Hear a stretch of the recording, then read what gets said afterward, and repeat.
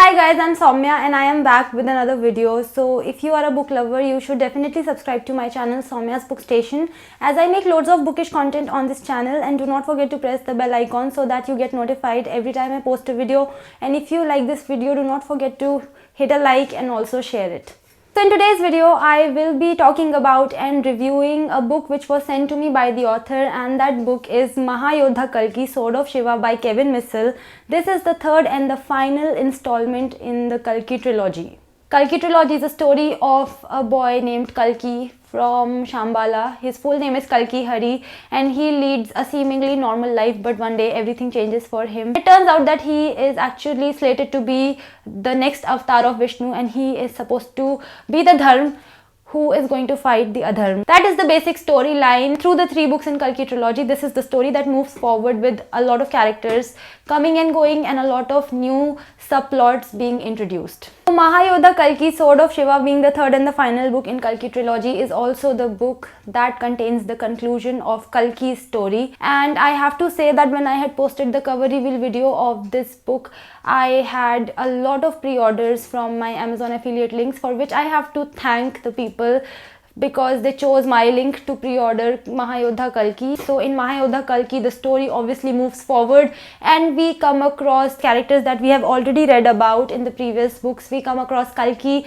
we come across Kali, Arjun, Mansa and many other characters that we are already familiar with. I remember that when I had read Saumya'sbookstation Kalki, which is the second book in Kalki trilogy, I had wondered that how is this going to conclude in the final book, because there were so many characters, so many unfinished storylines and so many loose threads. So when I picked up Mahayoddha Kalki, I had a lot of expectations and a lot of questions in my mind. There are many characters and many storylines going on in this book parallelly, and of course there is the main storyline of Dharma versus Adharma. So many turns and events took place in the story, and in such a manner that a lot of times and in a lot of cases my perspective about certain characters completely changed. And also there were a lot of revelation bombs being dropped from time to time, things that I did not expect as a reader. So as a result of these things, this story and the final book turned out to be a very entertaining experience. So one thing that I have to say about Kalki trilogy as a whole, and not just the third book that I am reviewing, is that I've noticed a trend with this trilogy, that is there has been an upwards escalating trend, in the sense that the current book has turned out to be better than the last. Because when I had read the first book, I had liked it, but I had liked the second book more than the first one. And now that I've read the third book, I like it better than the second book. In case of Kalki trilogy, the story gets better with each book. The language is very easy to understand, and as a result of that, these books are super easy and they get finished super quickly. They're quick reads. In Mahayoddha Kalki, the female characters and women characters were given their due attention and their due space in the story, and also some issues related to women were also talked about in the story. That entire aspect of the story was something that I really appreciated reading. The story has a lot of drama going on in it. I mean, it has its subtle moments as well, but as a whole the story definitely leans towards the dramatic. I mean, the entertainment quotient is definitely fueled by the drama that is going on. Since the main storyline of this trilogy has been the rise of Dharma to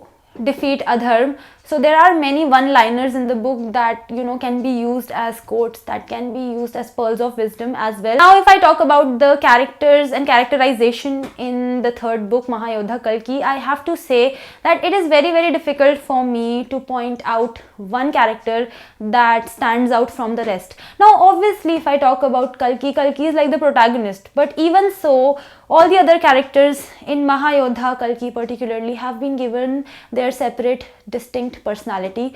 They have something in their personality that gives them their very strong individual identity. I'm trying to keep this review as general as I can because this is the third and the final book that I'm talking about, so I do not want to give out any information about the story at all. But one thing that I have to say is that there were certain scenarios in this story where the characters were facing a lot of confusion and dilemma because their belief systems were being challenged, and those parts in this book for me were definitely the highlight, and I enjoyed reading those portions the most. The third book in the Kalki trilogy, Mahayoddha Kalki, Sword of Shiva, turned out to be a book that lived up to my expectations. I enjoyed reading it, and on the whole about Kalki trilogy, I would like to say that the trilogy is mythological fiction, and if you want to give it a try, you definitely should. You shouldn't hesitate, especially if you are into mythological fiction. If you are not into mythological fiction, then of course that's another matter entirely. So that was it for today's video. If you want to connect with me on my social media, the links are in the description box. I'll see you in my next video. Till then, bye bye and take care.